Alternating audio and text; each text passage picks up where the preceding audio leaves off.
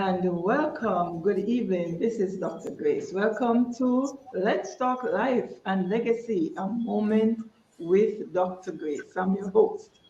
Now, we are going to be tackling a topic this afternoon, which we as host and co-host felt that was a significant need. If we look around what's happening to us across the globe, so many people are experiencing severe hurt and pain and are unable to face the grief that they are dealing with.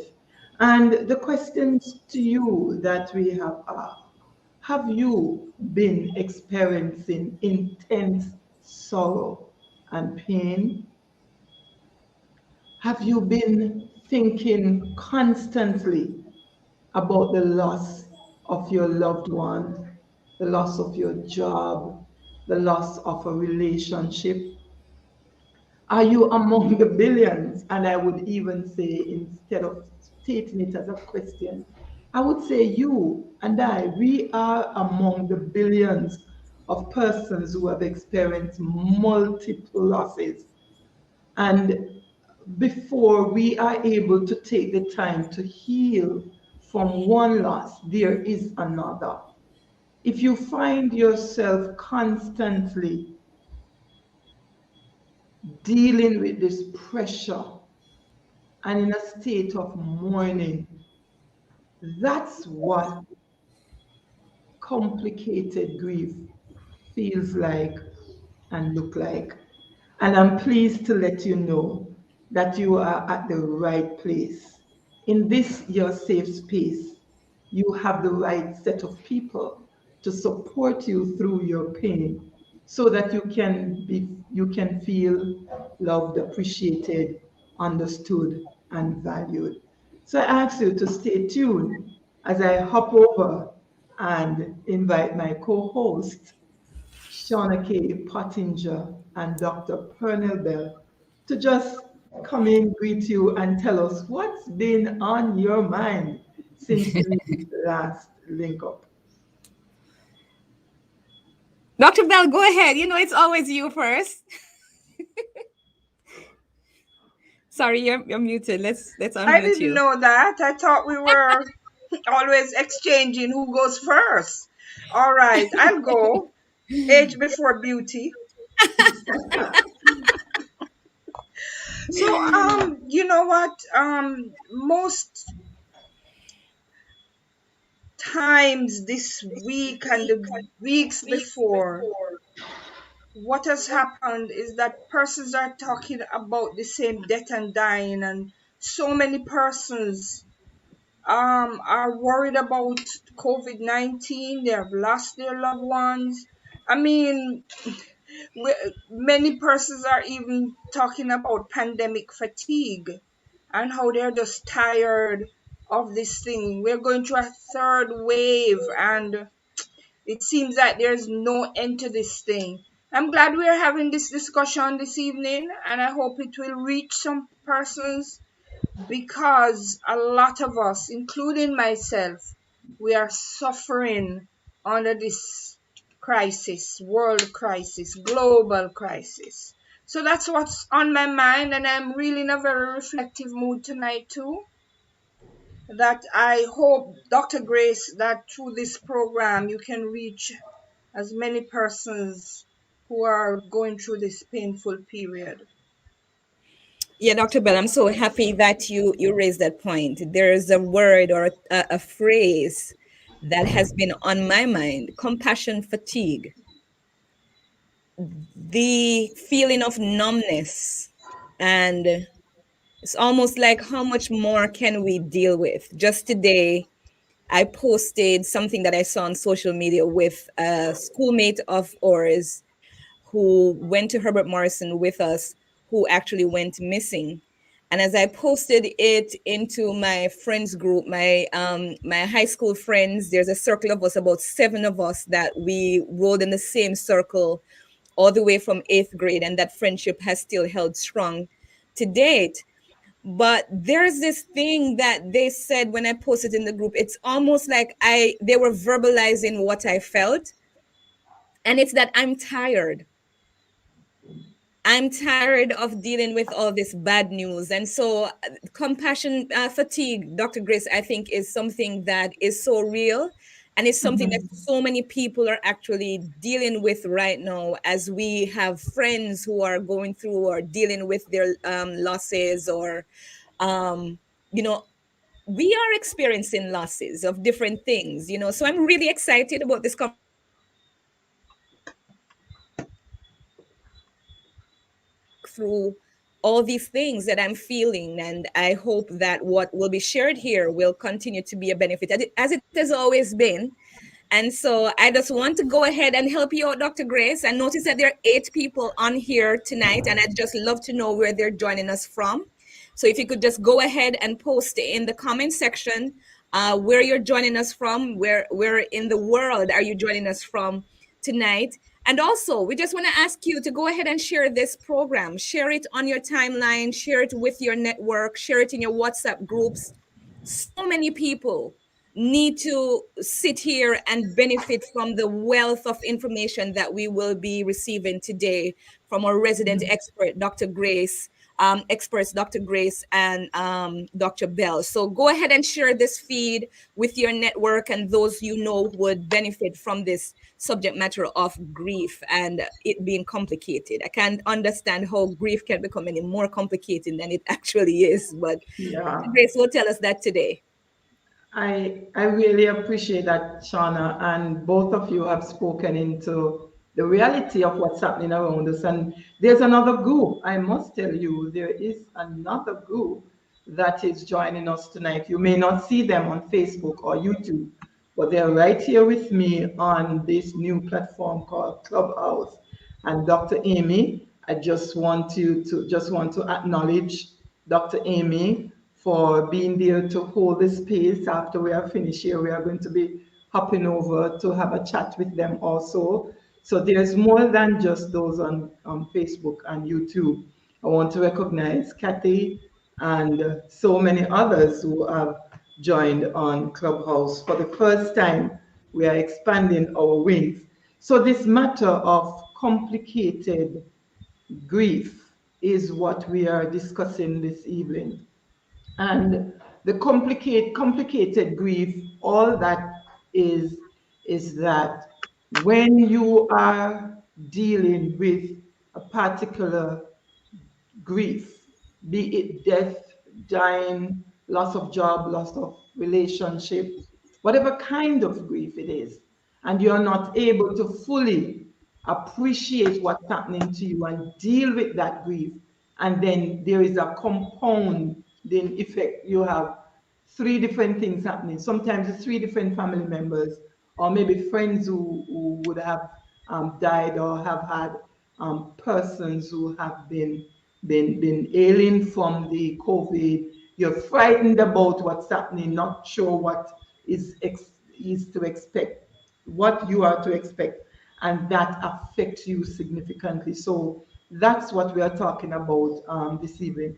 And Dr. Bell, I would appreciate your commenting on the complicated grief and the impact that it can have on us as individuals and families as we get deeper into this conversation.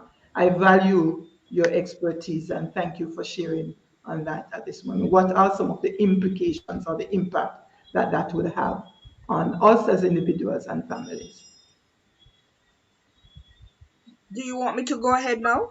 Yes, you may go right Okay, so I ahead. want to tell a story. A friend of mine um sent a WhatsApp message to me, and she said a friend of hers contracted COVID-19, and the whole family actually ended up having the virus.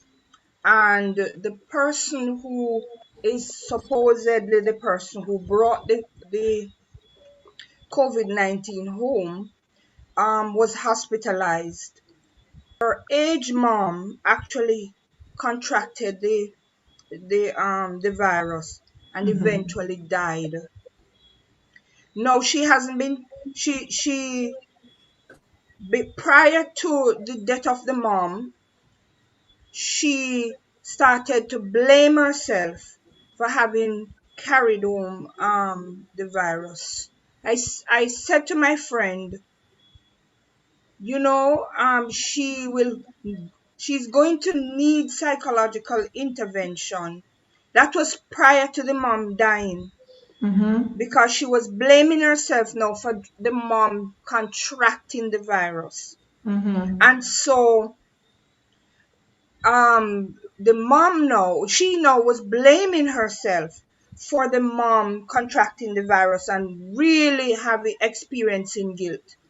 The mom has died. Now, how complicated her situation has become. Mm-hmm. Today, I heard that she is now on Ward 21. And Wow. Ward 21 at Please the explain what that means. University Hospital is a ward for the mentally ill. Mm.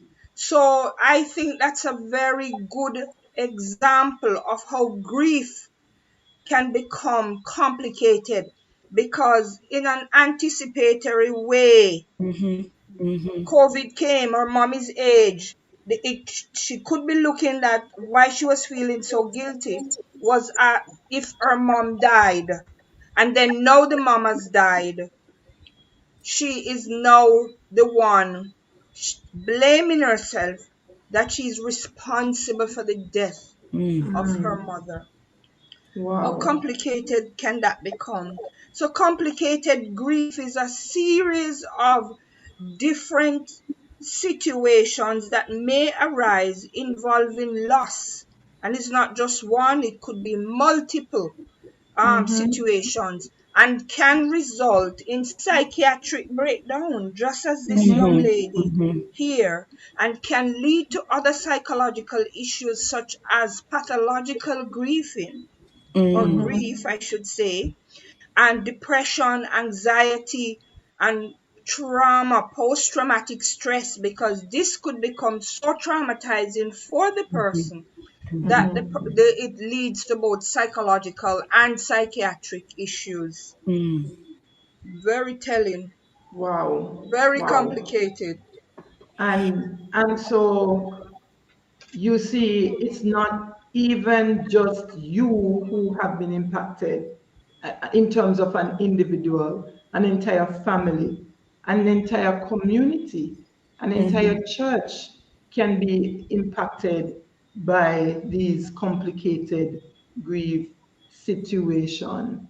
Now, one of the things that we want to bear in mind is that a lot of times persons who have found themselves in situations like that, they start blaming themselves and they do not know where to turn. And that's why we are having this conversation, because we want you to know that there are persons who are trained to support you through the grieving process. And here we have Dr. Pernell Bell and I, who have been working with individuals and groups for a number of years. And especially during the pandemic, we have been able to support so many persons. If you do not have someone close by you, DM us, communicate with us on our webpage, the Facebook page, Mm-hmm. Let's Talk Life and Legacy, a moment with Dr. Grace, or the Grieve If You Must support group page, and even our personal page, and we will see how best we can provide support. Shauna, is there anything else you want to add to this level of conversation as we continue? No, In I our grief? no, I'm here processing that story that Dr. Bell just told, and it's a very interesting one because Dr. Gray says, I my conference went through a very difficult period over the past month, dealing with the loss of our commander in chief. Our president actually died, and you know, Not losing just him. no wait, losing someone at that level of leadership is just devastating. But the other piece of it is that It's not just him who died. His wife also died with him. Both of them died, and it was because of a fire. You know, I would probably need an entire show to talk about the character of the man that we're dealing with. But having gone through that, and then not very long after, I think it was that same week, a very good friend of mine, you know, growing up in Jamaica and going to Northern Caribbean University, we were able to formulate some very great relationships with some of the professors there. And a good friend of Mhm. mine lost her nephew, who I was very familiar with, because going to her house, he would come around and so on a very tragic circumstance. And I just felt like within that same week, just so much was going on. It was so hard to process each of it. It felt like it was an onion with different layers, just kept on coming together. And it was just so hard for you to get through one in order to deal with the next. And so I know you've done a lot of research into this, Dr. Grace. And so you can delve a little further into the stages, because I'm sure that there are some stages that goes on with this. We always talk about the stages of grief, but when you're talking about complicated grief, how does one effectively grieve the loss of something um adequately, so that they're able to prepare for the next one and to do so in a healthy way?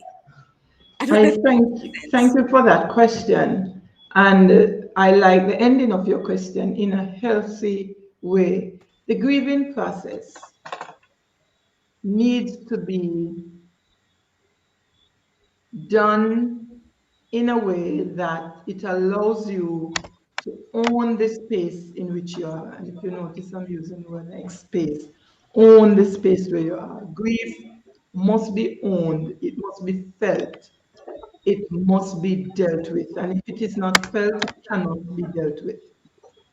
The grieving process for regular grief is a similar process for complicated grief. What makes a difference is that you work through one pain at a time. Don't try to uncover everything all at once. And even if you uncover everything all at once, take it a pain at a time. And I'm going to use it that way, a pain at a time, right, Dr. Bell? Because with complicated grief, it's a pain that is piled up on another level of pain, on another level of pain. And here are some of the things that usually happen. The normal cycle of grief, or the stages of grief, the immediate reaction is that you are okay, everything is fine. You are living your life in a manner that you enjoy. And then there's this thing that happens, things like a COVID or a death or the loss of a job, the loss of an opportunity, or brutal separation, those kinds of stuff. And so the immediate shock comes. So during that initial phase, when there is this shock, one gets into the mode of avoidance, and there is a level of confusion and fear and numbness and blame, because the mind is designed in such a way that when pain hits, you respond to pain. And most times we don't want to own that. So we go in denial. And where we can't understand everything that's happening, we start blaming. So we blame the doctor, we blame our spouse, we blame our parents, we blame our sibling, we blame ourselves, we blame God. And one may ask, so how could I? It does happen, and that's normal.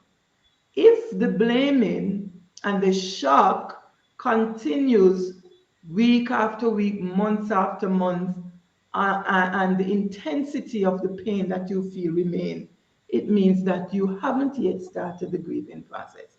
All right, after the initial shock, you move into the anger phase.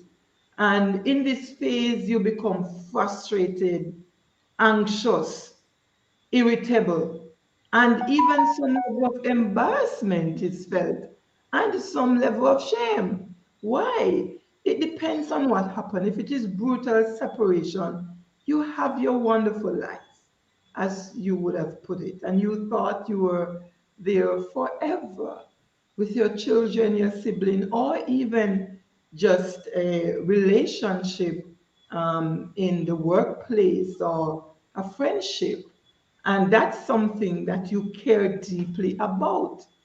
And if something happens that caused that relationship to be severed, then the embarrassment could come in where people are saying, they don't know what others will think about them because they are now separated, divorced, or their children are put into foster care, and those kinds of things. The embarrassment could be even in the type of death that, or the way the person died. Some people feel embarrassed about it. But we will talk a little bit later on how to treat with that. So we move from shock, we go to anger, and then there is what we look at as the deepest part of despair. You move into depression. And when you are in depression, you become overwhelmed. You lack energy. There is no happiness. There is doom and gloom thoughts. And one author, or the best way I've heard this stage defined, is that the state of depression or the state of despair is where you are at that place where it appears to you as there is no God. So you feel that there is no one there to support you. The universe is against you, and everything is working in opposition to who you are and what you dreamt of becoming or should be. And moving from that, so there are actually five, and some persons have seven stages of grief. So I've just outlined three. I'll move to the fourth one. There is dialogue and bargaining. At this stage, remember, I should remind you, and even previous sessions that we've had, episodes where we dealt with grief general, we would have mentioned that the grieving process was actually designed for persons who were dying, not necessarily for the bereaved, but it fits nicely into the whole package when one is bereaved, how they treat with things. So you start saying, God, if you could have done this, I would have done that. So you start making vows and um, plans and connecting to the divine and making even wishes with family members. And if it is that you're going through the grief while the person, in the case like now, where they may have contracted COVID, and you are doing the bargaining, you would say, Lord, if you heal my mother, like the case that was mentioned by Dr. Pernell Bell,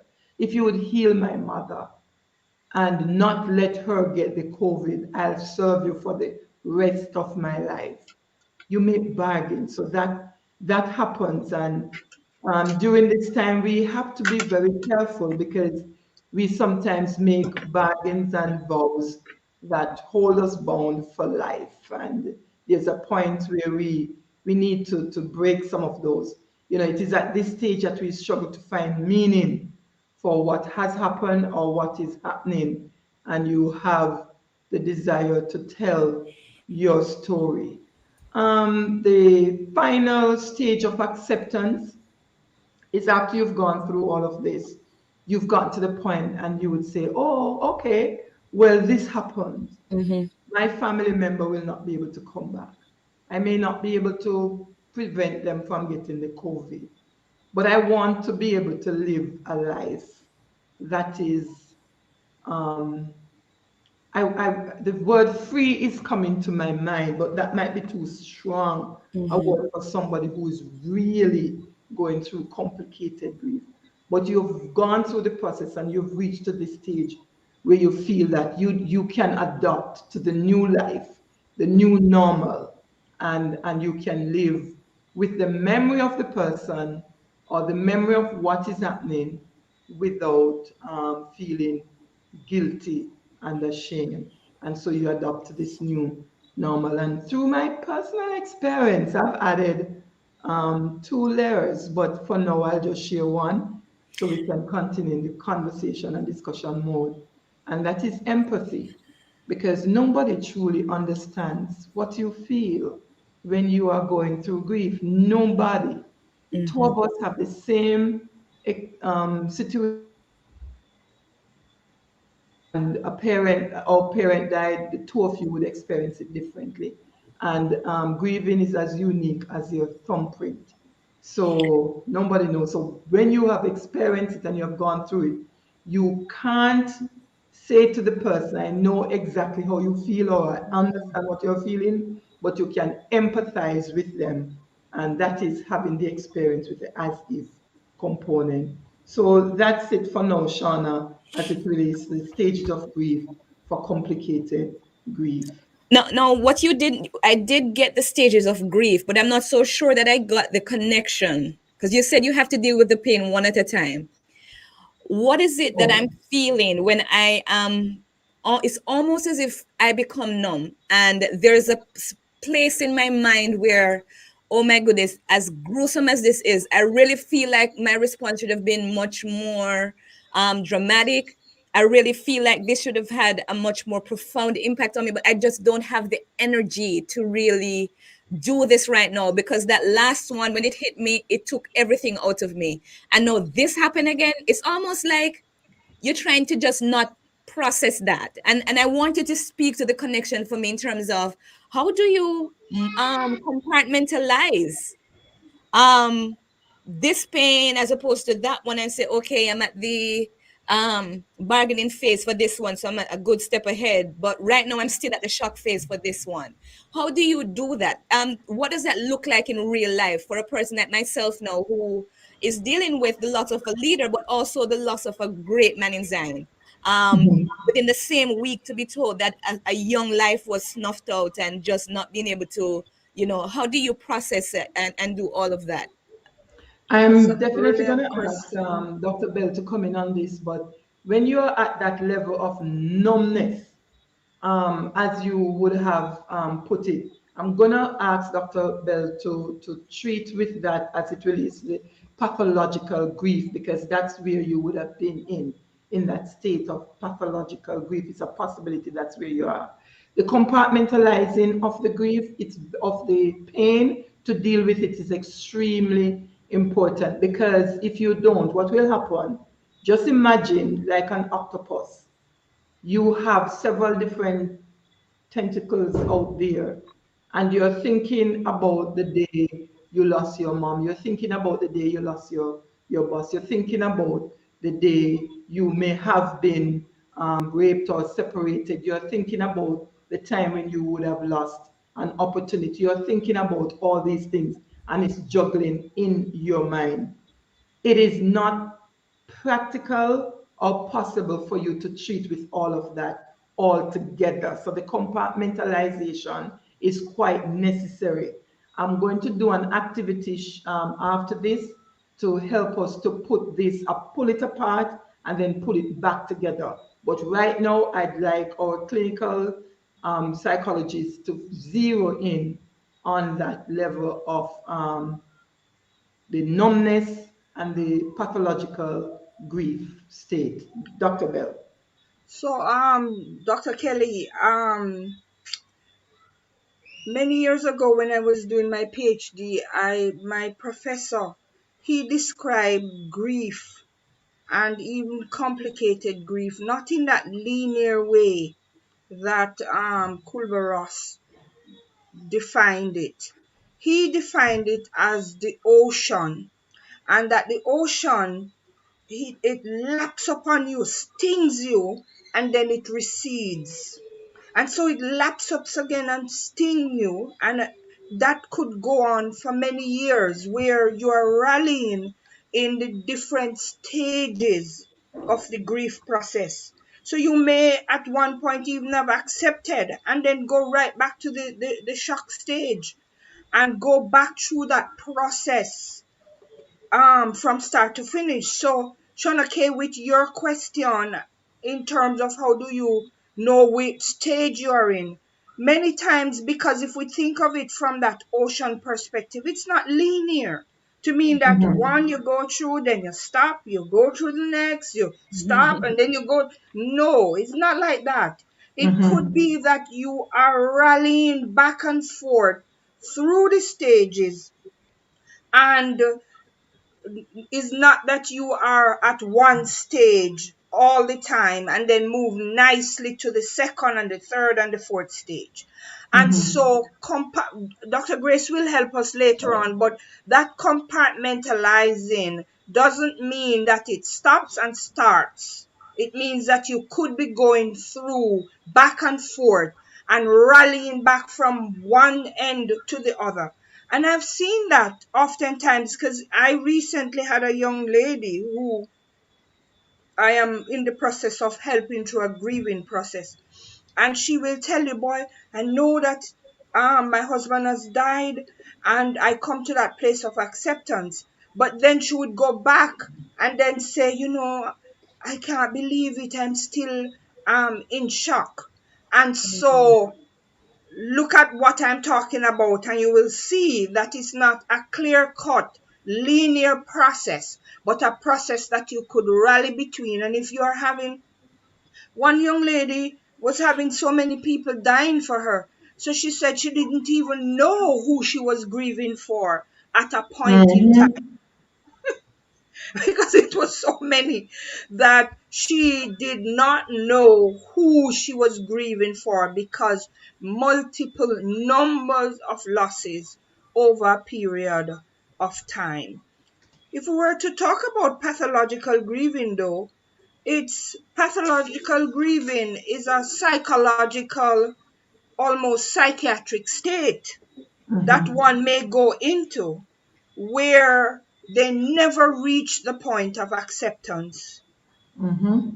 So they are in the shock state, they are in the depression state, and they are in the bargaining state, but they never reach that state of acceptance. And so, persons who are experiencing pathological grief will act as if the person has not died. They will have their clothes there and even be looking for that person to come home, may even lay the table if they used to do that. And whatever it is that they used to do with this person, they continue to invest in the person, even though the person has died. And that's pathological because it's the mind now that has gone into a state of non acceptance, non belief that this person has passed on, and is acting as if the person is still alive, doing things that would suggest that the person is still around. So, Dr. Thank Bell, you. my feeling of um based on the news, this should be affecting me a little bit more. And it's almost like, you remember when we talked about the anxiety and how you have natural processes that are there to help to sort of cushion the blow that really could hit you. I'm Mm-hmm. wondering if that's what's happening in terms of the response and the numbness that we feel from so much bad news hitting you within a short stint. I think shock and numbness is a protection. Just imagine in that initial stage, somebody comes and says, your mother has died. The body goes into shock as a protection. No, I don't believe this. Because if you had Okay. believed it at the beginning, you would have died too. Because that shock would have sent the nervous system into a panic state and end up with the nerves being shattered. So I that see. first stage that says, I am in shock, I am in numbness, I'm not feeling anything, to me is a safeguard for It's a the defense. body so that the impact of that initial news, especially news, sudden death, unexpected death, that you have to say, no, no, no. to be able to cushion the blow of what that could mean for the person. So I always believe numbness and inability to feel and shock are protective factors Okay. in the grief process. Thank you. Thank you. As before we move forward into the activity, I just want to continue acknowledging those persons on Facebook. Remember, we are going to be having our talk up segment, and we'd like for you to start putting your questions and comments in the chat. Those who are on YouTube may do the same, and those who are on Clubhouse, we ask that you could DM or back chat right now so that when we get to you, you will have your questions ready. As we are talking about complicated grief and getting through this, I just want to remind us that there are four basic goals for grieving, and we must bear these in mind as we seek to, as Sean has been asking, how do we treat with this? Do we compartmentalize it? How do we deal with it when so many things are happening around us? We must believe that the loss really happened. And the truth be told, the mind, those who have studied the mind, will recall and can support this notion that you can only think of one thing at a time.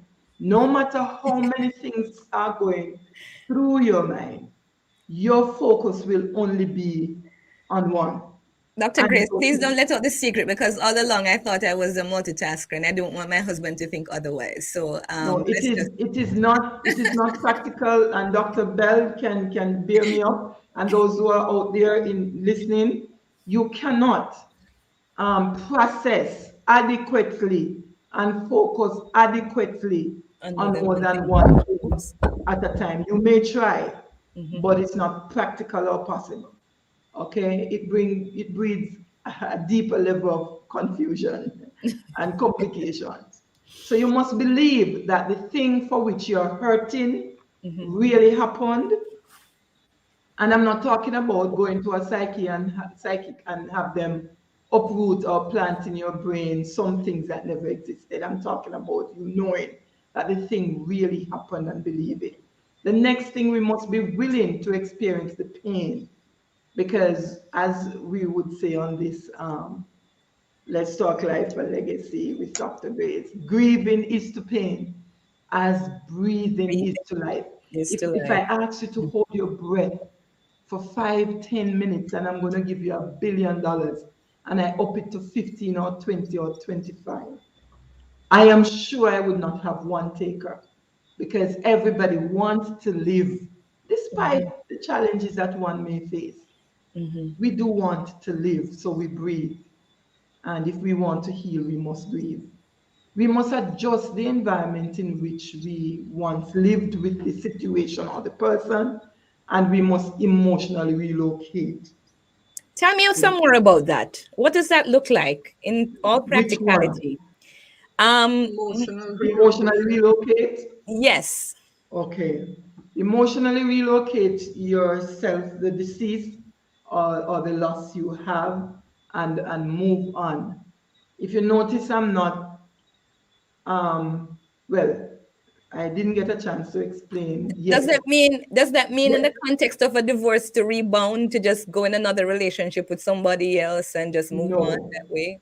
Emotionally relocate means you must be properly healed so you can put that relationship in your experience bank. That's the I best way I love it. could I love it. define that. You must be healed so you put the relationship in your experience bank, because everything you experience in life should teach you something. You must learn from it. And you can't discard the relationships that you've had. You should not aim to discard the person who has died, or the person who has divorced you, or the person who have treated you badly, or the hurt and the losses you have had. Those are memories, that you should learn from so that you can become better at whatever else you do. So if you are going to get involved in another relationship after the deceased has been buried and so on, be healed so that you can take the good from that relationship to enhance the one in which you are moving. So that's what that means, Shauna. And for now, we are going to move into a brief activity. I know you have something to share with us. I'd like for you, before we share, what I'd like for those who are listening in on Facebook, YouTube, Clubhouse, I just want you to take a deep breath, acknowledge the space where you are now. You're in this room. We are not offering psychotherapy nor therapy on this platform. We are giving you an opportunity to identify your pain and to see what needs to be treated. And if what we do here helps you along, fine. If you need to find professional help, find the nearest counseling unit, hospital, or other services that's close to your area. Okay? So, what I'd like for you to do is to list only five things that have impacted you significantly. And those five things, it could be the death of a loved one, it doesn't matter what relationship. It could be a loss of an opportunity. It could be loss of a job. It could be loss of a fingernail. It could be loss of a special pen or book that was autographed by maybe your grandparent who you love and they are gone now. Whatever it is, only five. And what I'd like for you to do, and Dr. Bell and Shauna, you are not guinea pigs, but you are going to be doing this with me. I I have put mine on the screen. I am being vulnerable right now. So that's mine, what you're looking at. And you are going to put the blank circle up for me, Shauna. Just switch it to the next page. When you have identified your five, if you notice there are five circles. The smallest, if you have coloring paper, color markers, you can color them like I do mine. But you are going to look at the intensity. How deep were you hurt from 1 to 5? Rate those five things. And Dr. Bell, Shauna, I need you to write five things. All right?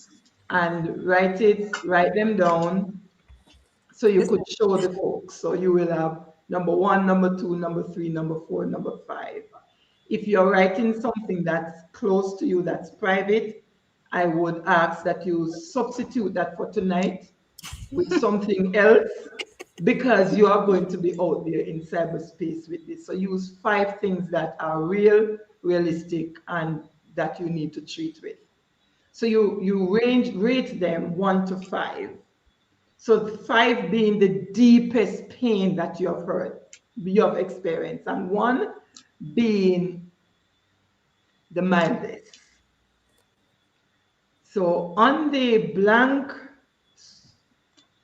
that's rectangular shape with the 5 rows and 2 columns. Write in the columns 1 through 5 from top to bottom. Those my clubhouse friends, I appreciate you doing this. Amy, thank you, Dr. Amy, for holding the space there. We will be coming over to you in a little while to process as we seek to get you involved in this also. Thank you, Kimberly and Sarah and the others of you who have joined us there. So 5 to 1, 1 to 5. So the deepest one is 5. Okay, write in your 5 things in the column, the second column, the widest, just write in those things. And what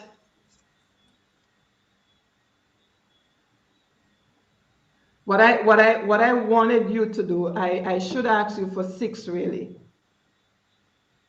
The one that hurts the deepest. You know the song? The first cut is the deepest. Don't let me sing. No, please.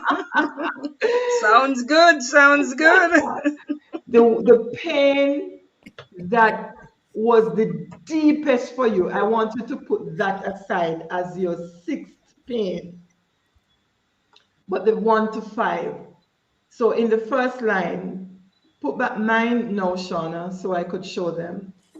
The first line in mine is normal, everyday challenges. So probably walking outside and butt my toe, or maybe have a puncture tire or something like that.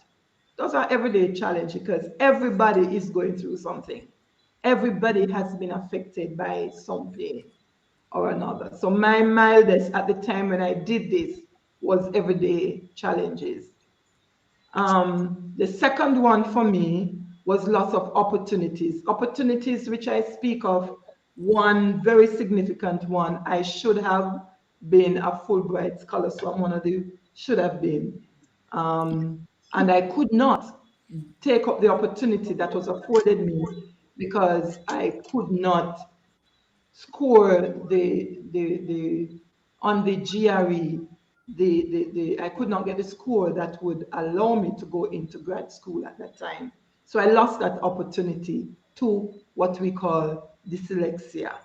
And I've owned my story by now. I have dyslexia. I am not dyslexia. I am dyslexic. I am not it. That's it. You're Okay. living with So it. that's, I am standing on my story and not in my story. So that was a loss of opportunity for me. So the third thing that was hurtful, um, pain suffered by, inflicted on me by others. We have so many things that we could look at.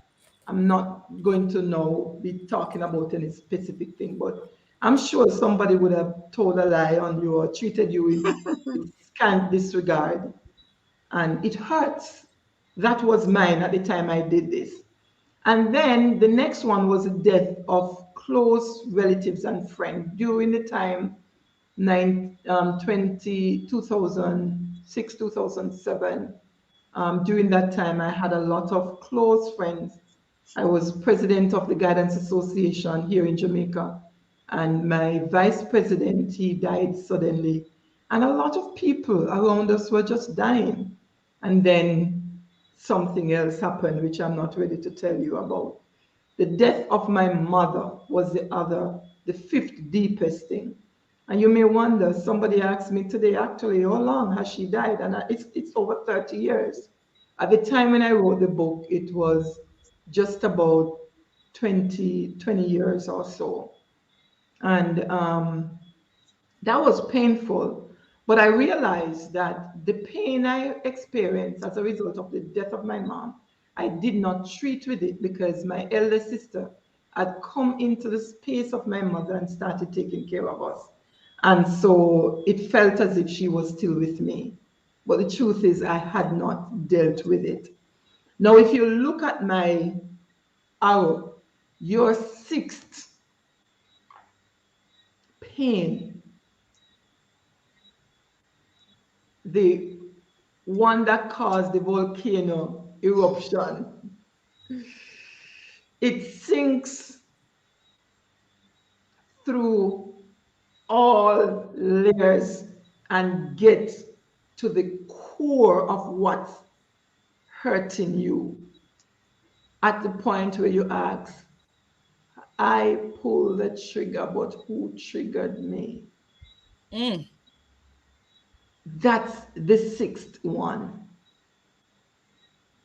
I need you to identify that. And Sean and Dr. Bell, if you are okay to be as vulnerable as I have, just turn your paper around so that others could see that you really did your assignment. And we are in this together. We are in this space together. Hold it towards the camera. No, I literally could just use yours. I could appreciate that. And for those of you who don't know, one day you will find out that that's my lovely niece who is my co-host here. So yes, she could actually use mine because the stories are so similar. Dr. Bell, So you, Shauna Kay, you didn't want to Yeah, expand on that, yeah? yeah, I don't think I've ever felt pain to the extent and degree that I've felt when it comes down to the loss of my mother. Even today, even today, memories of her just brought me to that very sad place. And and her put name, in context here, Shauna, yes, the mother that you are talking about is a sister that I've lost, which is the olive that is on my page. that olive right there in pink is the source of my number six, literally. Yeah, that's Um, what caused the volcano eruption. It sinks through everything else and it goes to the core. that's it right there. That's it. And I think following that closely is the death of my father, because he also died under very tragic circumstances as well. Um, and was just totally unexpected for me at the time. So I'd follow that with that. And I think beyond that, emotional pain inflicted by others, I would probably just substitute that as my number four, but more from the side or the context of broken trust in a very meaningful relationship. I think would be next in line. Um, the other thing I think what that was painful, and it's interesting because I don't think we talk about that a lot in terms of the impact of divorce of a family member, what that has on the impact that has on you as a family member or as a friend. And I've experienced it like twice within a very short stint. That was pretty painful to experience. Um, and then I think beyond that, the normal everyday painful things for me would be some of those regular run-ins that you have, whether it be a situation where you're being treated in a racist way, or there's bigotry where that you experience with individuals in terms of how they treat you, how they speak to you, and so on. Some of those are things that I'd say would go on that outer layer, but pretty much that's it. All right. So Yeah. this is helping our friends on Facebook, those on YouTube, and those with me here on Clubhouse to appreciate the fact that we are not talking to you out of a book. We are human beings ourselves who have gone through complicated situations and have to be dealing with complicated grief. So it's Doc, I important forgot to to mention identify one. with you. There's Hmm? one I forgot to mention, and it was diagnosis of a serious illness as well. That's Okay. also, All yeah, right. That's also that's my another number three. thing. Hmm. Right. So, right. Dr. Bell, we are being vulnerable tonight because we want persons to appreciate the fact that they too can treat with this and get through it. So for me, the death of my father was the first kind of impactful loss that I had. I was in college at the time, 20 years old. And for me, my father was immortal. He was a larger than life man that they call Mr. Busher. And that Mhm. was that that name signified that he was a person who was just larger than life.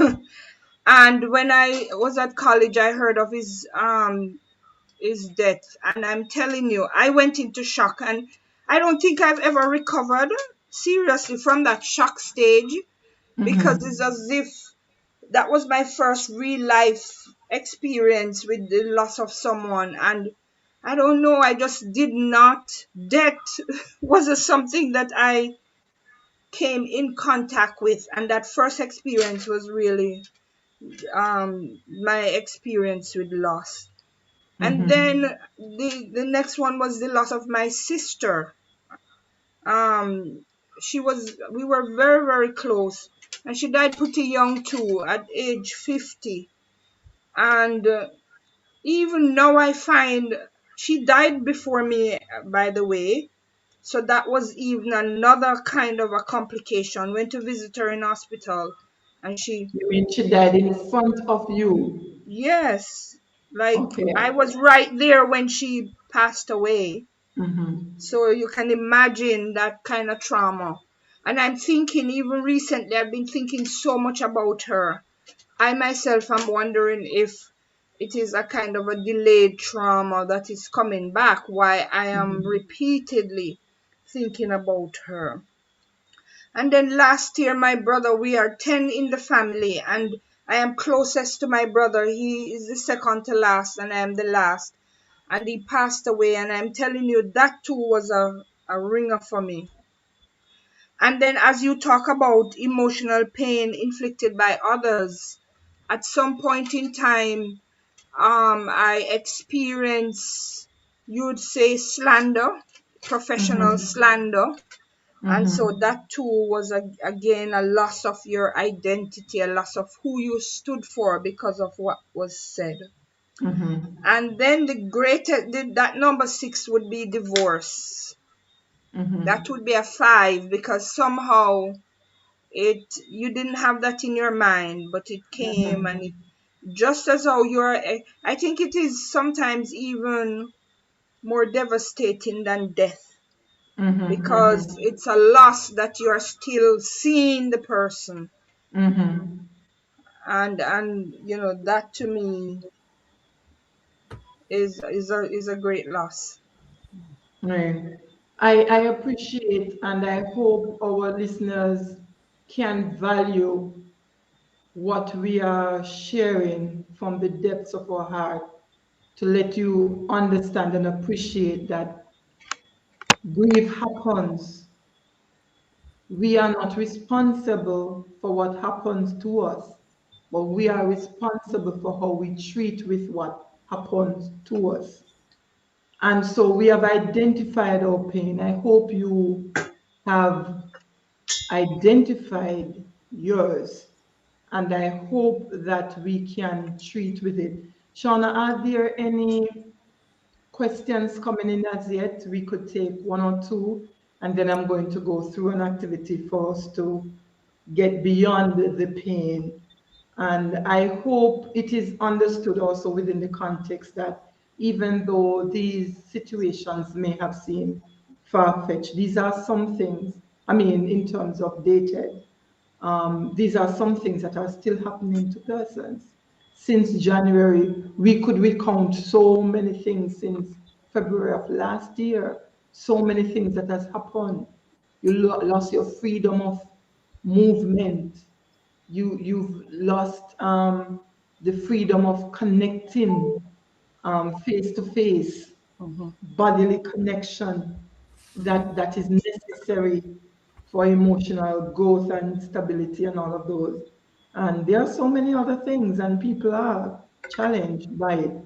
But can you imagine if you had issues piled up and not taken care of, and these other things happen, how devastating it can be? It could be. Mhm. That's why we Mhm. want you to treat with this.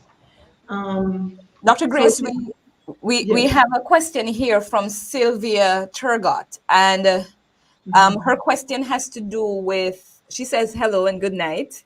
Good night, Sylvia. But you want to say, what is it that makes some grieving individuals snap whenever the word hush is used to express care, even when this person desire a breakthrough? Is hush an Wow. appropriate thing to say? It can be used in different contexts. I don't know, different culture. It's viewed or interpreted differently. Wow. I hear that question and I see it happening in a way where someone would come and they would say, hush, meaning I care for you, but hush to that individual with all those things going through their mind could be shut up. Yes. So the cultural appropriateness of some of these expressions, what makes you go off? It's like that arrow. You're not healed And so it touched something deep down, and that's what makes you go off. Dr. Bell? Right. And for me, remember, if you're grieving, one of the natural thing to do is to cry. It's an Okay. outlet. It's a way of expressing our sorrow. It's the mourning period that we're in that is going to create that. So for someone to say hush is like don't cry. And don't cry means that you're going to have to bottle up all of those emotions. And for me, they're going to be stored in the meridian points of the body and manifest itself in illness and other ways. So we don't want to hush anybody. We should give them permission, as a matter of fact, to bawl, to cry, to wallow if they want to, because it's an expression of their grief. And so we don't want that to happen. I remember some years ago, I was teaching at a university, and a student, one of my students, lost her son violently. And I heard she actually came to class, and when she came into the class, what I did was to just go over and hold her. I didn't say a word because I didn't, to be very honest, I didn't know what to say. And she started to cry, but I just held her. I didn't say anything to her. About 2 years ago, we were at a conference and she was there, and she put up her hand and made a comment that, and this was the first time I was hearing this. She said to the audience that, and I was sitting beside her as a matter of fact, and she said to the audience, this lady here is one of those persons that I treasure, because when my son died, she had opened her mouth and said anything that night, I would have flared up on her. But somehow, maybe it's divine intervention, all she did was to hug me, and I will never forget it. You know that song that says, "Hush, little baby, don't say a word." Don't, yes. You know, I'm gonna say this. Listen, something very embarrassing happened to me. I had a friend when I was, since I've lived there in the United States, who strained her ankle while going down the stairwell, and she was hopping and she was like, just moaning because of the pain. And I put my hand around her. I was like, hush, hush, hush, hush, hush. You know, mark you, she interpreted my words. These were words of comfort for me, but she interpreted them as my trying to say to her, be quiet. And, I just want to clarify that in certain contexts and in certain conversations, the word hush is being used as a means of comforting the person who is in And pain. providing solace. Right. And so I think depending on the cultural context that they're in, that it may not be necessary to use the word hush, or it probably may not be appropriate. It's best to find a different word, because you just never know when it's going to backfire. So I just want to say that. And I'm hoping it's okay to say this here. I have heard the song, but I've learned to not appreciate it a lot because of some, no, serious, some movies that it is used in. And most times, like with sexual abuse and incest, you hear, Mm. no, Dr. Grace, don't tell me that you're going to mess up this song for all of the young parents out there not wanting to sing this song for their no, children. I cannot, and that's why I'm saying I'm hoping That's a I'm being lullaby. okay. It's a It's a quiet. It's a lullaby. Yeah, lullaby. It's a yeah, lullaby, but it's a lullaby. lullaby into it's a lullaby into pain. We need to be genuine about what we do and say, and be culturally relevant in our speaking, and know what to say and not what not to say. I have right. Shauna, you will take that question in a minute. But I remember when my mother died, this lady, she really meant it good. She was at the gate when I reached home, and she said, you come when your mama dead, mum. that could never have been more painful. And there are some persons who are using words like, don't cry, as if you have no hope. No. But we are Yeah. dealing tonight with the complicated grief, and even the way how someone respond to you can complicate your grief.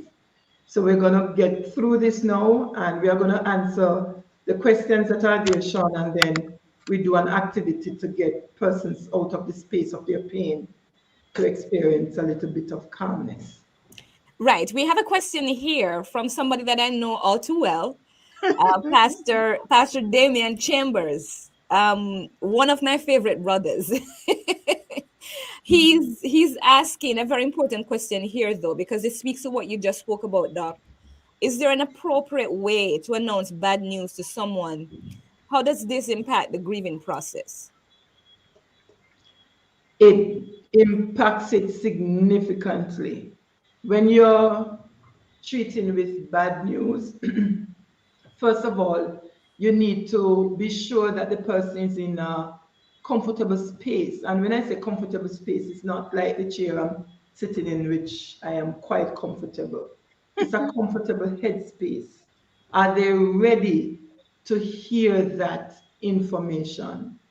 um, how are you going to tell the individual? You depends on the closeness that you are with the person. You may be able to say, how are you feeling today? When last have you spoken to? It depends on what happened.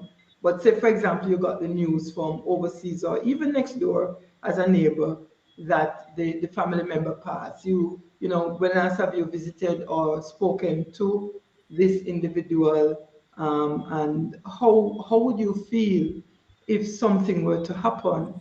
And you talk with them, feel out where they are, and then you gradually get to the point where you can explain what happens. Well, I'm here to support you through this because we've learned that. And trust me, the bottom line is by the time you say support you through and I've learned, you know, that they kind of figure out what you're doing, but it's better than, hey, I'm here because I heard that your family member just died or this happened, when sometimes they don't know as yet. You know, so yes, there's an appropriate way of doing that. And there is something we call solar, which I usually, you know, when we are training paraprofessionals and persons to treat with grief, we use that a lot. But for now, I may do a training for that because it's a lot to discuss now.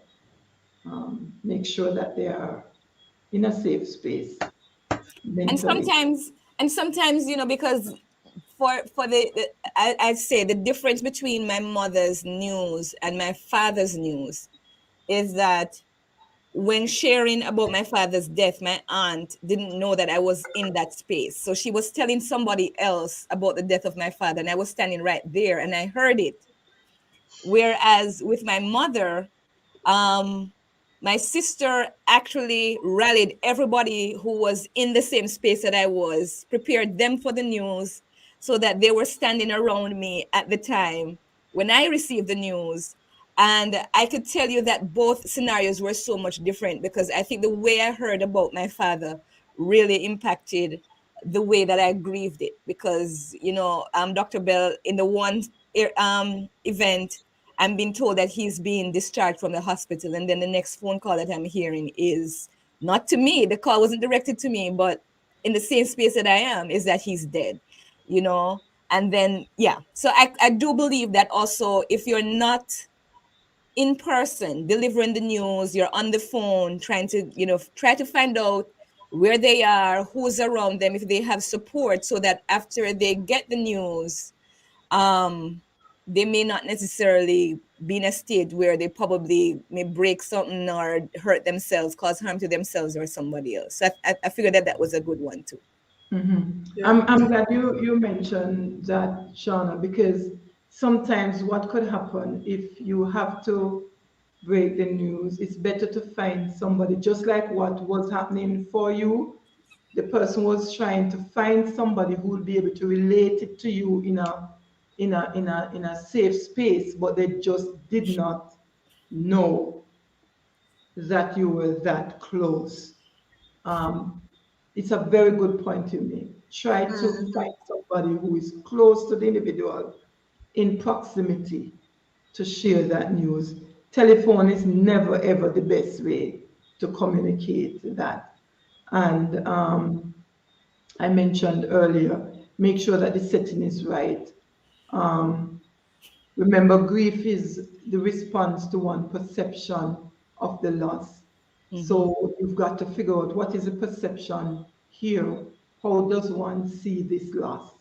Mm-hmm. Um, Also, ask permission. Don't just enter into the person's space. May I sit with you? May I speak with you? Um, Understand. Use empathy. Mm-hmm. Um, and I must share these because if we are talking about delivering news, some words to avoid. I know how you feel. Mm-hmm. Avoid that. Feel free to call me anytime. Avoid that because that's not true. You will be sleeping sometimes and you won't be available. Avoid words like, you'll get over it. No, people don't get over things, they get through it. Forget about it. How could you? How could you forget a life of connection and commitment and joys and sorrows? Don't cry. Be strong. Avoid those. Yeah, because I just don't want to be Use strong simple right now. statements. Huh? Because I'm not trying to be strong right now. This is not a time for me to be strong. No, that's not the Mm-hmm. time for you to be strong. It's the time for you to be vulnerable.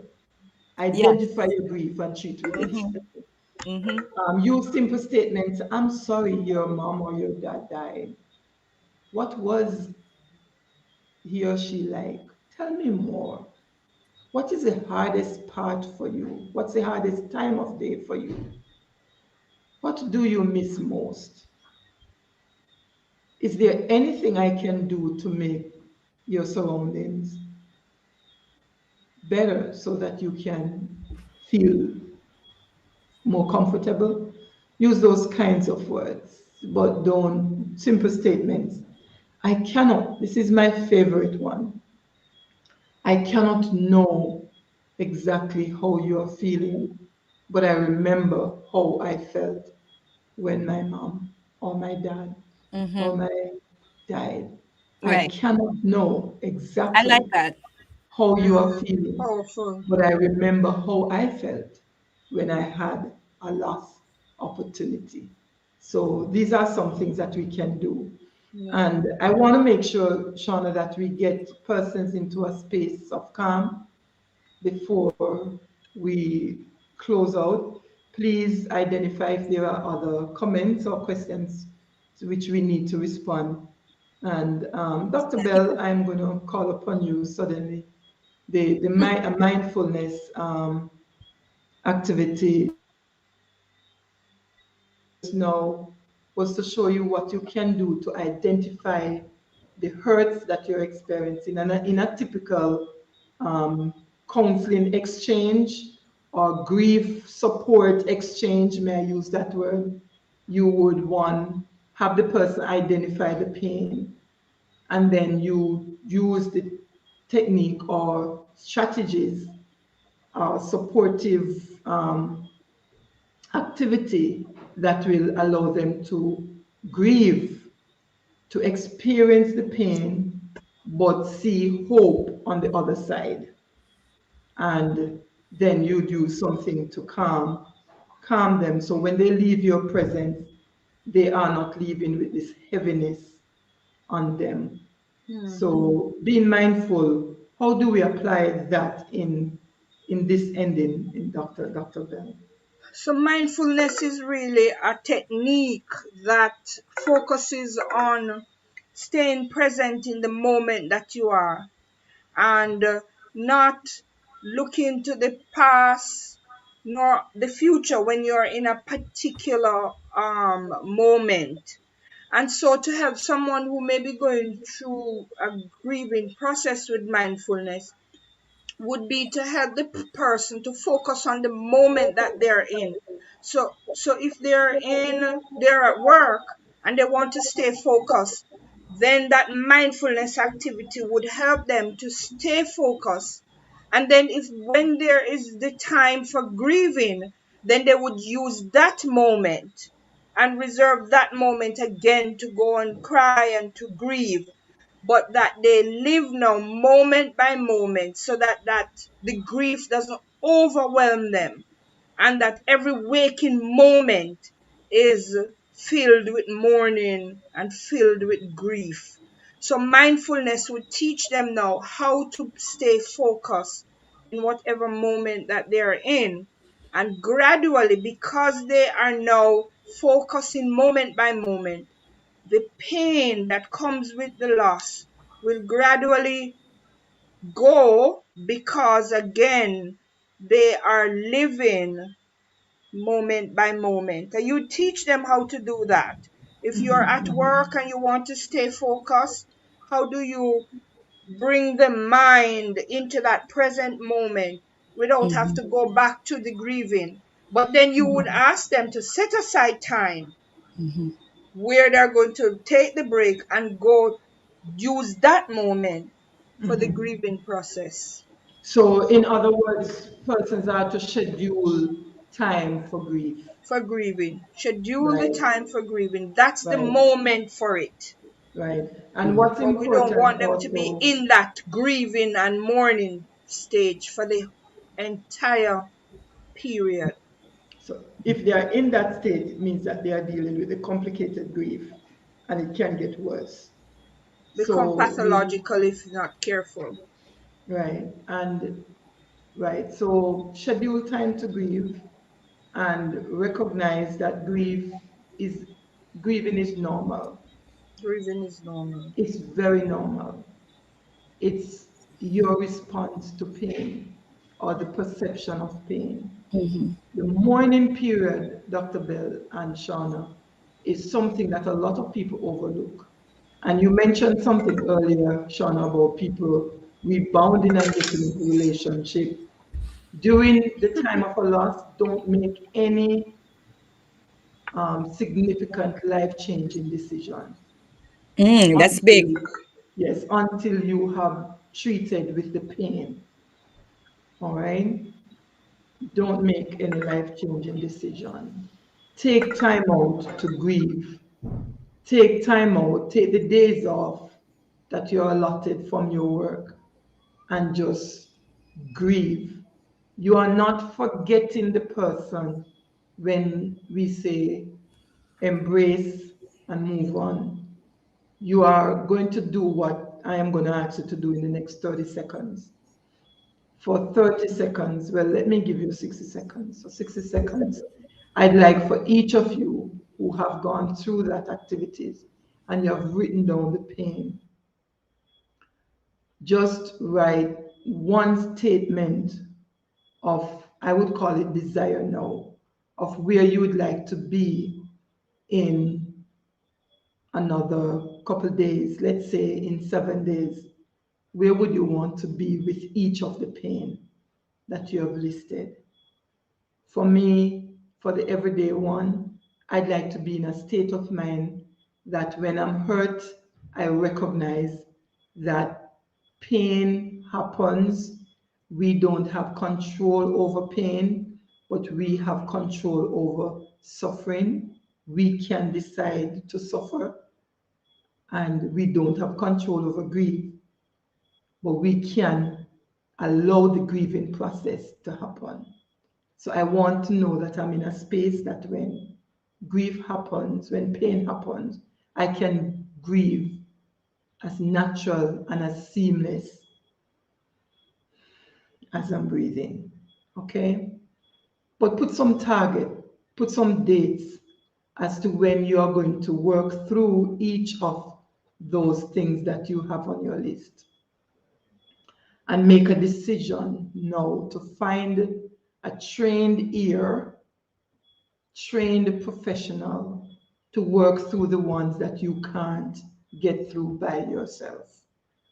Because the trained professionals are there to take you to the place or the space that you need to be for yourself, but not by yourself. So do that. Write an acknowledgement of the pain. I acknowledge that I'm hurting because, and I admit to whatever I may have done to contribute to that.